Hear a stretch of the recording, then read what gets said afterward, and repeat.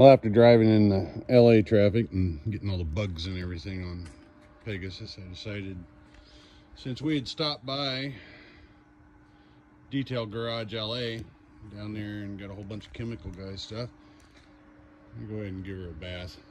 She needed it pretty bad.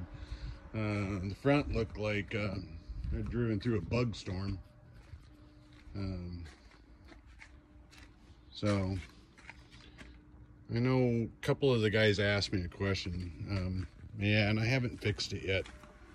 So back when I was running the Dana 44s and the 38 Patagonias, I would overflex constantly, snapping off this side on the sway bar on the rear, and I would rip off the rock crawler bump stop that was on the original 44 axle. And one time I actually bent this pretty hard. I just haven't gotten around to fixing it. I'm gonna pull it up and run it top the frame, cut it and tap it and hide that back up there, and then fix the brake line on there. The other thing is, a couple people asked about the rock sliders, whether they hold up. So in Big Bear, I had this up probably higher than my 40 up on a rock and dropped it 3 times. The third time did the wowie. So you can actually see where the armor collapsed into that, but it took it and still works. I need to call Tanner at Rockslide Engineering because yeah, it clanks, but I think that's just probably a little bit of take off the armor and give us some hammer love. She'll be fine. Haven't done it in a while that I can recall. So I'm running anti-rocks in the front. I'm running Fusion 4x4 Elite 60s front and rear that I ordered through my buddy Justin at Crash Fab. I've got the rock crawler X Factor 4.5 inch long arm, one of the older kits with the older bushings, but I don't have any problems because we drop this thing out all the time and grease it, and I'm the only one that really pretty much works on it, so I only use the rock crawler grease. So I've never had an issue. I will be updating and upgrading, I guess, to the newer joints or internals for the joints. I run Fusion steering that Dan from Fusion 4x4 provided. I've got the PSC on here. I've got an S-Pod. I've got all the lights on here are all KC lights. I don't run anything other than theirs. The only odd man out is the Buggy Whip, which is a Buggy Whip brand. And if anybody's been watching, I'm obviously running the Dometic, the 35, the CFX 3 35. This thing's like brand new. No White Claws in here, no beer in here. Learned my lesson on that a long time ago. As a retired cop, I'm always dealing with that. I will drink, just not when there's even a chance that I'm going to have a key in my hand. Obviously I made the platform out of MDF. According to Rome and tracking, I should have the Rome box before the end of the week. This is one of 3 chemical guys that I kind of went crazy on buying. And of course,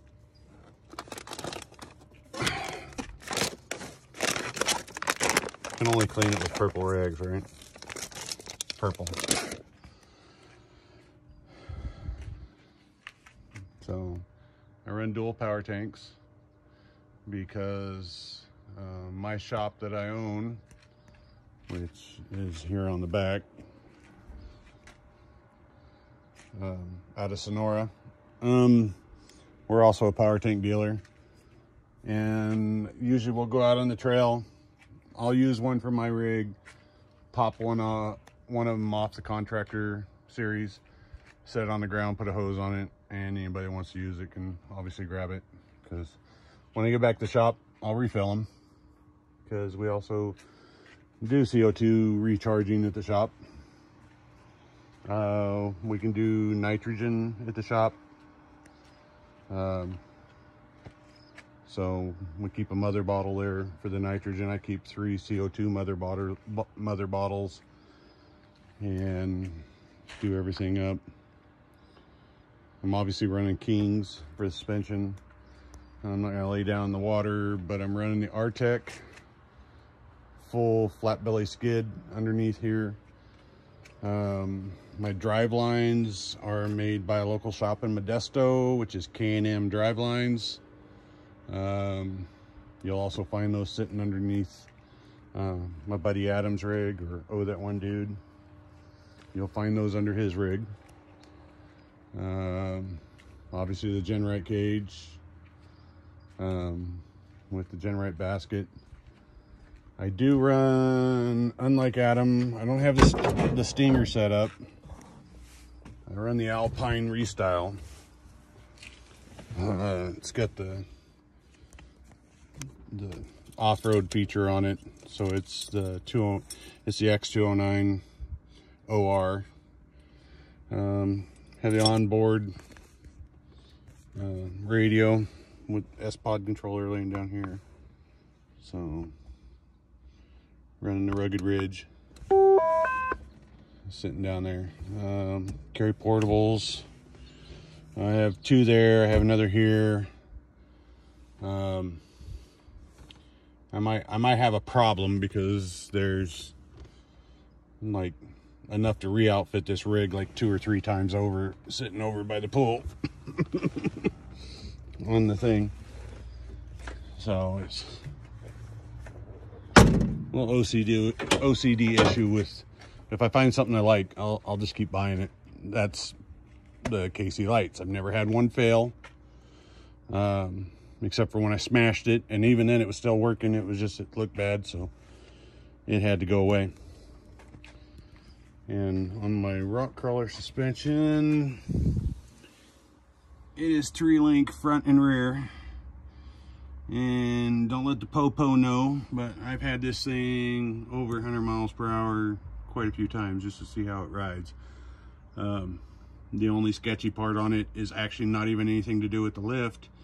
It's the fact that I put the PSC big bore and the PSC pump on it, so I put the whole kit on there, which makes it just a tad bit twitchy.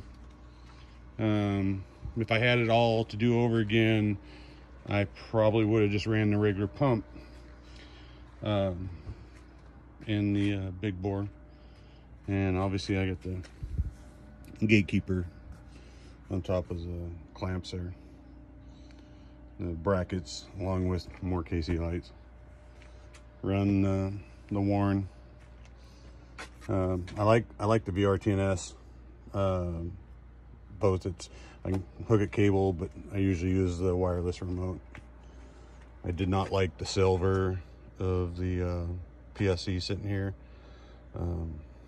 and so I blacked it out. It's getting a little road chunked, but also with black dissipates heat, so yeah, whatever. And these are the Flex 4s. Flex 3s will go down on the bottom when I get a chance. Yeah.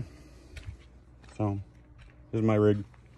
Just a little, I haven't done a walk around in a while. This was my present for Shadow Moose. I like this little guy. Factor 55. Slips into the trailer. Hooked on to a lot of people with this to pull them out. Ever since Trail Hero last year. It's been my best little friend, because the side hooks are good, but a little center pole usually gives me the ability to turn without any repercussions when I'm pulling on somebody. And everybody's got to have the Outback.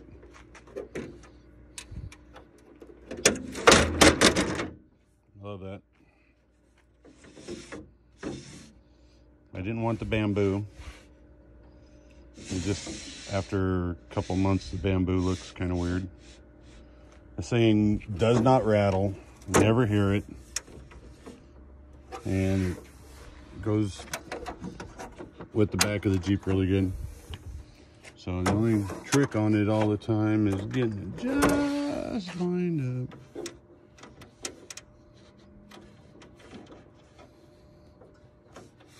Can't do this one-handed. Door keeps moving. Obviously another KC chase light. I only run the reverse on it and the reds. I don't have the ambers hooked up. I'll have to get another S-Pod because I'm running too many lights as it is. And then I've also got colored RGBs inside from KC. Yep. So that's my rig in a nutshell.